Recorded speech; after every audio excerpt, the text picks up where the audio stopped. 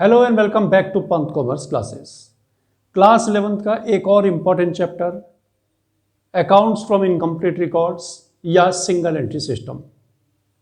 Important तो है term 2 के लिए, लेकिन बहुत ही सिंपल, बहुत ही इजी चैप्टर है। केवल 2 वीडियोस में हम इस चैप्टर को फिनिश कर देंगे। आज जो पहला वीडियो है उसमें हम आपको इसका थ्योरेटिकल फ्रेमवर्क पूरा समझा देंगे। इसके जो कॉन्सेप्ट्स हैं, लॉजिक्स हैं, जो इंपॉर्टेंट एस्पेक्ट्स हैं इसके, वो सब आपको बताएंगे। और अगर वीडियो की लेंथ ज़्यादा नहीं हुई तो हम आपको एक छोटा क्वेश्चन भी इसमें करके दिखाएंगे। दूसरे में हम आपको एक मेन क्वेश्चन इसका करके दिखा देंगे और ये चैप्टर फिनिश हो जाएगा।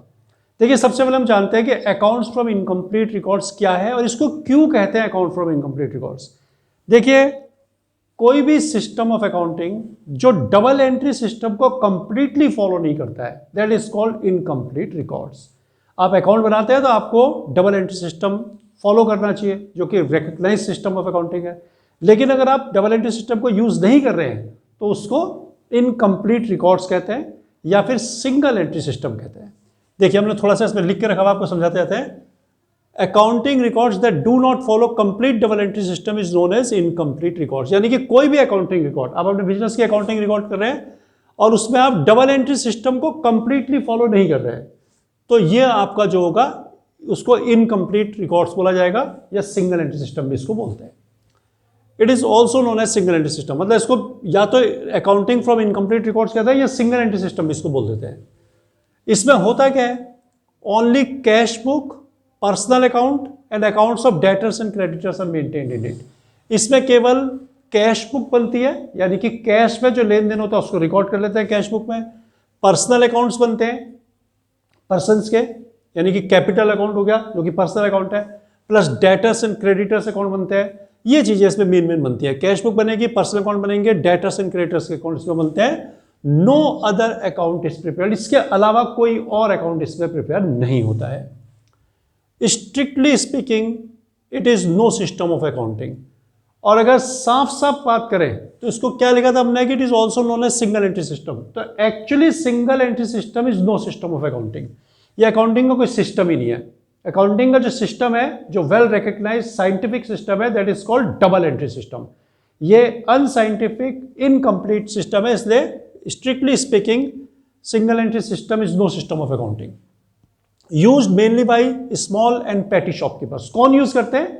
मेनली इसको जो छोटे दुकानदार यानी कि पैटी शॉपकीपर्स जो है वो यूज करते हैं, क्योंकि इसमें खर्चा कम होता है और कोई ज़्यादा इसमें नॉलेज की जरूरत भी नहीं होती कि आपको अकाउंटिंग की परफेक्ट नॉलेज हो, तो इसलिए वो लोग इसको यूज करते हैं। बेसिक पर्पस क्या होता है इसका? टू फाइंड प्रॉफिट, अर्न और loss suffered during the year. जिस साल के लिए आप बना रहे हैं उस साल आपने क्या प्रॉफिट बिजनेस में कमाया या क्या आपने नुकसान उठाया, ये इसका बेसिक पर्पस होता है। प्रॉफिट और लॉस कैलकुलेट करना इसका बेसिक पर्पस है। अब इसमें हमने लिखा नहीं, लेकिन मैं आपको वैसे ही बताता हूं कि इसकी कुछ मेरिट्स और कुछ डीमेरिट्स हैं। बहुत सिंपल है, कोई ज़्यादा इसमें परेशानी की बात नहीं है। देखिए, मेरिट्स क्या होती है, इसकी अच्छाइयाँ क्या है। इसकी मेरिट्स ये है कि एक बहुत ही सिंपल मेथड है। इसको रिकॉर्ड करने के लिए आपको कोई एक्स्ट्रा ऐसी खास नॉलेज की जरूरत नहीं है।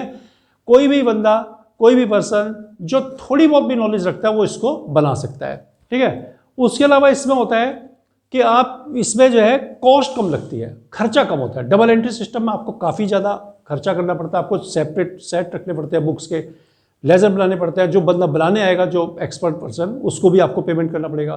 तो ये इसके कुछ बेनिफिट्स हैं कि सिंपल होता है, लेस एक्सपेंसिव होता है। कोई भी पर्सन जो ज़्यादा नॉलेज नहीं रखता है अकाउंट की वो भी इसको प्रिपेयर कर सकता है। और डीमेरिट्स क्या है? डीमेरिट्स है कि ये एक अनसाइंटिफिक सिस्टम है। करेक्ट इन्फॉर्मेशन इसमें आपको अकाउंटिंग इससे नहीं मिल पाएगी। दूसरा, ट्रायल बैलेंस आप नहीं बना सकते, क्योंकि आप दोनों बोथ एस्पेक्ट तो रिकॉर्ड नहीं कर रहे हैं। तो जब आप दोनों एस्पेक्ट रिकॉर्ड नहीं करेंगे तो ट्रायल बैलेंस नहीं बनेगा। तो इस तरह से इसकी कुछ डीमेरिट्स होंगे। जब आप कोई भी बुक आपके पास हो, चाहे टीएस ग्रेवाल हो या डीके गोयल हो या चतुर्वेदी अग्रवाल हो, कोई भी बुक हो, आप उन बुक में आराम से इसको पढ़ करके मेरिट्स डीमेरिट्स इसकी जान सकते हैं। हम यहाँ पर बेसिक फोकस रखते हैं अकाउंटिंग के ऊपर कि इसके अकाउंट्स जो बनेंगे, इसमें जो आपको प्रॉफिट लॉस कैलकुलेट करना है वो कैसे करना है। तो देखिए, प्रोसीजर क्या है, क्या बोला था इसमें पहले कि बेसिक पर्पस है to find profit and loss suffered by the for the year. यानी कि साल भर में जो आपने प्रॉफिट कमाया, जो लॉस उठाया, उसको निकालना इसका बेसिक पर्पस है। तो प्रोसीजर क्या है निकालने का? तो देखिए, प्रोसीजर क्या है? Prepare statement of affairs to find capital balances, सबसे पहले इसमें क्या होता है कि आपको कैपिटल के बैलेंसेस पता होने चाहिए, बोथ ओपनिंग और क्लोजिंग दोनों। तो अगर आपको कैपिटल के बैलेंस नहीं दिए, देखिए इफ नॉट गिवन, अगर बैलेंस नहीं दिए हैं कैपिटल के, तो आपको स्टेटमेंट ऑफ अफेयर्स बनाना पड़ता है। Statement of affairs is prepared almost like a balance sheet, balance sheet की तरह बनता है। तो कई लोग पूछते हैं बच्चे इसमें कि सर फिर बैलेंस शीट की तरह बनता है तो बैलेंस शीट ही क्यों नहीं लिख देते इसको स्टेटमेंट ऑफ अफेयर्स क्यों लगता है? तो देखिए स्टेटमेंट ऑफ अफेयर्स इसलिए लिखते हैं कि इसमें कैपिटल बैलेंस करके निकालनी होती है, जबकि बैलेंस शीट प्रिपेयर करते हो तो आपको कैपिटल भी दी हुई होती है, आपको सब चीज लिख करके टोटल बराबर हो जाता है उसका। लेकिन इसमें क्या होता है, आपको एसेट लायबिलिटी आप लिखेंगे और बैलेंसिंग फिगर आपकी कैपिटल निकल करके आएगी, इसलिए इसको स्टेटमेंट ऑफ अफेयर्स बोलते हैं। दूसरे, इसमें आप एडजस्टमेंट शो नहीं करते, एडजस्टमेंट जो शो करेंगे वो फाइनल स्टेटमेंट ऑफ अफेयर्स में आप शो करते हैं। तो बनाने का तरीका है स्टेटमेंट ऑफ अफेयर्स का क्या है कि it is prepared almost like balance sheet, लेकिन इसमें आप एडजस्टमेंट नहीं करेंगे। जैसे प्लांट एंड मशीनरी की डेप्रिसिएशन है, फर्नीचर फिक्सचर की डेप्रिसिएशन है, डेटर्स पे बैड डेप्ट है या प्रोविजन, वो आप यहां नहीं शो करेंगे, ठीक है। लोन का इंटरेस्ट आउटस्टैंडिंग वो यहां नहीं शो करेंगे। आपको इसको केवल जो बैलेंस है वो आपको लिख करके केवल कैपिटल निकाल दिया, फिर आपको वो बाद में फाइनल स्टेटमेंट ऑफ अफेयर्स में लिखने होते हैं। और कैपिटल इसमें दी नहीं होती है, कैपिटल निकालनी होती है इससे। तो क्या होता है स्टेटमेंट ऑफ अफेयर्स में, यहां पर एसेट साइड है। देखिए एसेट साइड में आप क्या लिखेंगे, जैसे नॉर्मली आप बैलेंस शीट बनाते हैं, cash, bank, land and building, plant and machinery, furniture fixture, debtors, bill receivable, stock, ये सब चीजें आप लिखते हैं जो जो आपको दी हुई है। लाइबिलिटी साइड में आप क्रेडिटर्स लिखें, बीपी है, लोन है, कोई आउटस्टैंडिंग एक्सपेंसेस आपको दे रखा है तो वो लिख दें। फिर आप टोटल करें, उस टोटल में से इन सबको लेस करें तो ये कैपिटल आपके निकल के आएगी, जिसको बोलते हैं बैलेंसिंग फिगर। ये बैलेंसिंग फिगर मतलब ये दी हुई नहीं है, ये इसके टोटल में से सबको लेस किया तो निकल करके आपकी आएगी। अब ये आपको एक, अगर ओपनिंग कैपिटल दिया तो क्लोजिंग में बनाना पड़ेगा, क्लोजिंग दिया तो ओपनिंग का बनाना पड़ेगा। कभी कभी दोनों ही मिस होती है, ओपनिंग क्लोजिंग कोई भी कैपिटल नहीं दी होती, तो आपको फिर दोनों बनाने पड़ेंगे, ओपनिंग भी क्लोजिंग भी। तो यहाँ डेट आप डाल देंगे उसी हिसाब से। तो ये आपका वर्क है। देखिए एक और स्टेटमेंट हमको बनाना पड़ता है, स्टेटमेंट ऑफ प्रॉफिट या लॉस, यानी कि आपने क्या प्रॉफिट कमाया साल भर में या कितना नुकसान उठाया। तो उसको बनाने का तरीका क्या है, क्लोजिंग बैलेंस ऑफ कैपिटल। सबसे पहले आपने जो स्टेटमेंट ऑफ अफेयर्स बनाया वहां से जो आपकी क्लोजिंग कैपिटल निकली उसको आप यहां लिख दें। फिर आप ऐड करें ड्राइंग्स, यानी कि ओनर ने पर्सनल पर्पजेस के लिए जो चीज निकाली, जो पैसा निकाला, कैश या गुड्स जो भी ड्रॉ करी है बिजनेस से, वो आप वापस ऐड कर दें। लेस क्या करेंगे आप, ओपनिंग कैपिटल, यानी कि ओपनिंग बैलेंस ऑफ कैपिटल। अगर आपको दी है तो ठीक है, नहीं दी तो आपने निकाला होगा इसको भी स्टेटमेंट ऑफ अफेयर्स बना करके। और capital added during the year, यानी कि जो कैपिटल बिजनेस के ओनर ने साल के दौरान बीच में ला करके लगा दिया वो आप इसमें ऐड करें, इसमें से लेस करें तो आपका प्रॉफिट या लॉस निकलेगा विदाउट एडजस्टमेंट। कई बार तो इतना ही होता है क्वेश्चन, बस शॉर्ट में अगर आपसे पूछेंगे 2-3 मार्क्स में, तो आपको एक ओपनिंग कैपिटल दी होगी, क्लोजिंग कैपिटल आपको निकालनी होगी, और ड्राइंग्स और कैपिटल एडिड ड्यूरिंग दैट दिया होगा, तो आपसे पूछेंगे प्रॉफिट क्या होता है, तो आप यहीं पर आपका क्वेश्चन खत्म हो जाएगा, ठीक है। तो ये आपका जो प्लस में बचता है तो प्रॉफिट, माइनस में बचता है तो लॉस, तो इसको बोलते हैं विदाउट प्रॉफिट या लॉस विदाउट एडजस्टमेंट। लेकिन अगर एडजस्टमेंट नहीं दिया तो इसको विदाउट एडजस्टमेंट मत लिखना, खाली लिखना प्रॉफिट और loss, profit during the year या loss suffer during the year. पर एडजस्टमेंट दिया है तो फिर ये हो गया विदाउट एडजस्टमेंट। एडजस्टमेंट क्या हो सकते हैं, देखिए आपको एडजस्टमेंट ऐड करने वाले जो है उसमें हो सकता है प्रीपेड एक्सपेंसेस, कि कोई एक्सपेंसेस आपने एडवांस में पे कर रखा है तो वो आप प्लस कर दें। कोई एक्रूड इनकम है, यानी कि income earn but not receive, वो आपकी एसेट है उसे आप जोड़ दें। उसका लेस क्या करेंगे आप, डेप्रिसिएशन ऑन फिक्स्ड एसेट, जैसे लैंड, बिल्डिंग, प्लांट, मशीन, इन पर डेप्रिसिएशन है तो उसको आप लेस में लिखें। अनपेड इंटरेस्ट ऑन लोन्स, अगर आपने कोई लोन लिया है किसी फ्रेंड से या रिलेटिव से, उसका इंटरेस्ट आपको बताया हुआ है कि अनपेड है तो कैलकुलेट करें, उसको यहाँ लिख दें। बैड डेप्ट आप यहाँ पर लिख दें। प्रोविजन पर बैड एंड डाउटफुल डेप्ट, अगर कोई प्रोविजन है बैड एंड डाउटफुल डेप्ट का तो पहले बैड डेप्ट लेस कर लें अगर दिया तो, उसके बाद फिर उसका प्रोविजन लेस करें। जैसे डेटर 70,000 के 10,000 बैड हो गए तो 10 लेस करें, 60 पर फिर आप प्रोविजन बना करके यहाँ लिख दें जो भी परसेंटेज दिए उससे। आउटस्टैंडिंग एक्सपेंसेस, अब जो एक्सपेंसेस आउटस्टैंडिंग है, जैसे आपने लोन लिया है किसी से, अपने रिलेटिव से या फ्रेंड से, तो उसका इंटरेस्ट अगर आउटस्टैंडिंग है उसको लिख दें, ज़्यादातर यही चीज़ होती है। तो ये आप 2 आइटम प्लस करें और फिर ये जो आइटम लिखे हैं इनको माइनस करें इनके टोटल को, तो आपका प्रॉफिट या फिर लॉस निकल के आएगा। अगर पॉजिटिव बचता है तो प्रॉफिट है, नेगेटिव बचता है तो लॉस है। तो ये स्टेटमेंट ऑफ अफेयर्स आप इस तरह से, स्टेटमेंट ऑफ प्रॉफिट और लॉस आप इस तरह से बना सकते हैं। एक क्वेश्चन हम आपको करके इसमें दिखा देते हैं। अभी देखिए एक क्वेश्चन हम आपको अपनी ऑफलाइन क्लासेस की शीट से करवा रहे हैं। क्वेश्चन को मैं अभी डिस्प्ले कर देता हूं यहां पर, और साथ में हम यहां पर भी इसको अटैच कर देंगे, आप उसको देख लेना, और डिस्क्रिप्शन में भी इसका हम आपको लिंक प्रोवाइड कर देंगे। तो पहले आप क्वेश्चन देख लीजिए, उसके बाद हम क्वेश्चन आपको करके दिखाते हैं।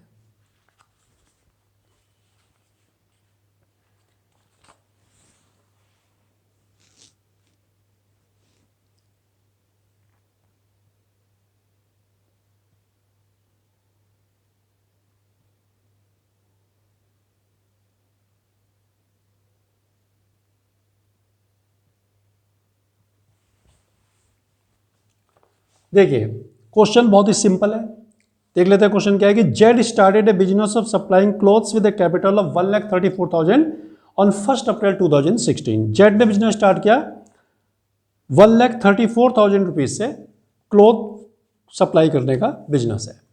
तो यानी कि आपको 1 अप्रैल 2016 में बिजनेस स्टार्ट कर कैपिटल बताई हुई है, तो ओपनिंग कैपिटल तो आपको दी हुई है। On 1st October 2016, he took a loan of 2,20,000 from his brother at an interest of 6% per annum. अक्टूबर 2016 में उसने अपने भाई से लोन लिया 20,000 रुपए का 6% इंटरेस्ट पर। पोजीशन 31 मार्च 2017 में दी है। पोजीशन 31 मार्च 2017 में देने का मतलब हुआ कि क्लोजिंग बैलेंस ऑफ कैपिटल नहीं दिया हुआ। उसके बाद लिखा है 3,200 पर मंथ वो ड्राइंग्स करता है, और 30,000 उसने एडिशनल कैपिटल यानी कि फर्दर कैपिटल ला करके दी है। और जो भाई से लोन लिया था उसका इंटरेस्ट अभी पे नहीं किया गया है। आपको बोला गया है कि आप क्लोजिंग कैपिटल निकालिए और बताइए कि क्या प्रॉफिट कमाया उसने या कितना नुकसान उठाया। तो देखिए सबसे पहला काम आपका है कि आप क्लोजिंग कैपिटल कैलकुलेट कर लें। तो क्लोजिंग कैपिटल कैलकुलेट करने के लिए आपको इंफॉर्मेशन दी है, अब लिखते जाए यहां पर cash in hand 50,700, sundry debtor ये भी एसेट है, सन्ड्री डेटर्स 67,000। नेक्स्ट है क्लोजिंग स्टॉक, क्लोजिंग स्टॉक है 75,000। Plant and machinery, plant and machinery है 1,22,800। आउट सन्ड्री क्रेडिटर्स, देखिए यहां लिख देते हम सन्ड्री क्रेडिटर्स,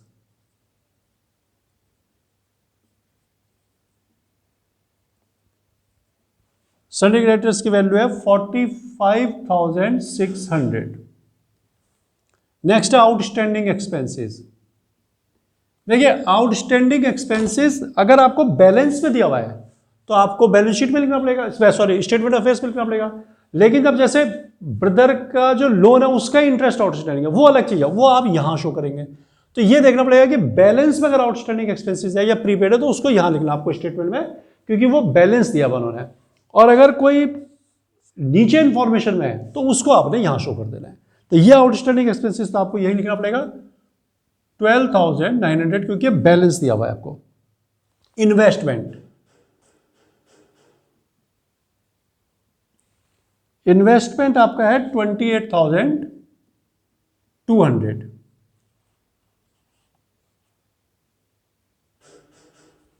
देखिए इसके अलावा जो भाई से लोन लिया था वो भी आप यहां लिख दें, लोन फ्रॉम ब्रदर। तो भाई का लोन है 20,000 रुपीज।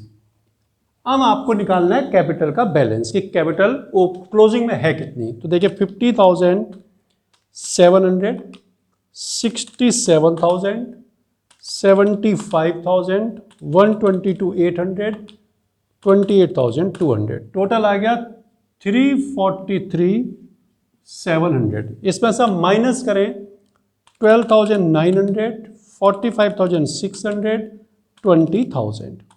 तो आपकी ओपनिंग कैपिटल, क्लोजिंग कैपिटल आपकी आ गई है 265,200। ये आपका आ गया कैपिटल बैलेंस। तो क्लोजिंग में कैपिटल आपकी ये हो गई। स्टेटमेंट ऑफ अफेयर्स जो आपका ये 31 मार्च में बनेगा, 31 मार्च 2017। अब देखिए, अब आपको बनाना है प्रॉफिट, स्टेटमेंट ऑफ प्रॉफिट और लॉस। तो सबसे पहले आप क्या करें, यहां लिखें क्लोजिंग कैपिटल। क्लोजिंग कैपिटल का बैलेंस अभी आपने निकाला 265,200।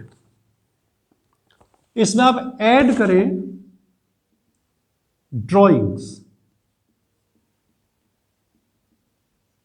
ड्रॉइंग्स कितनी है, देखिए लिखा है 3200 पर मंथ ड्रॉइंग है। 3200 इंटू 12, तो मल्टीप्लाई कर लेते हैं, 0 0 12 टू 24, 12 टू 36 और 2 38। इसको आप ऐड कर दें 3,03,600। लेस करें आप इसमें से ओपनिंग कैपिटल। ओपनिंग कैपिटल का बैलेंस आपको बताया 1,34,000। और फर्दर कैपिटल या capital added during the year. तो फर्दर कैपिटल जो है ये बताया कि ही इंट्रोड्यूस 30,000 एज फर्दर कैपिटल, 30,000 रुपये फर्दर कैपिटल है। ये 164 आप लेस करें,